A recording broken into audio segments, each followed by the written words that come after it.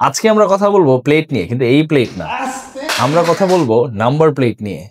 এইটা হচ্ছে applied for রেজিস্ট্রেশনের একটা নাম্বার প্লেট। এইটা ইউজুয়ালি গাড়ি যখন শোরুম থেকে নেওয়া হয়, জাস্ট নাম্বার করার আগে মানে রেজিস্ট্রেশন করার আগে আপনি এই প্লেটটা দিয়ে কিছুদিন চালাতে পারবেন। এই নাম্বার প্লেটটা যদি আসি, এগুলো ইউজুয়ালি এমবাসির গাড়িতে থাকে, যারা অনেক এমবাসিতে কাজ করে ওই ক্ষেত্রে এই নাম্বার প্লেট গুলো থাকে। শোরুম নাম্বার প্লেট, অনেক গাড়ির শোরুমের নাম্বার প্লেট সহ দেখি আমরা।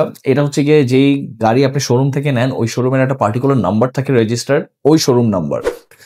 Coming to other number plates, আমরা যদি দেখি ঢাকা মেট্রো ঢাকা মেট্রো হচ্ছে 1500 সিসির গাড়িগুলোতেও আসে, 1500, 1800, 2000 সিসির যে গাড়িগুলো হয় ওগুলো ইউজুয়ালি ঢাকা মেট্রো হয়।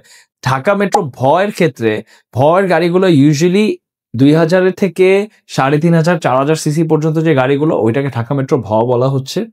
ঢাকা মেট্রো হচ্ছে 800 সিসি, 600 সিসি, 1000 সিসি নিচে আর কি। আর ঢাকা মেট্রো হচ্ছে 1000 থেকে 1300 সিসি পর্যন্ত।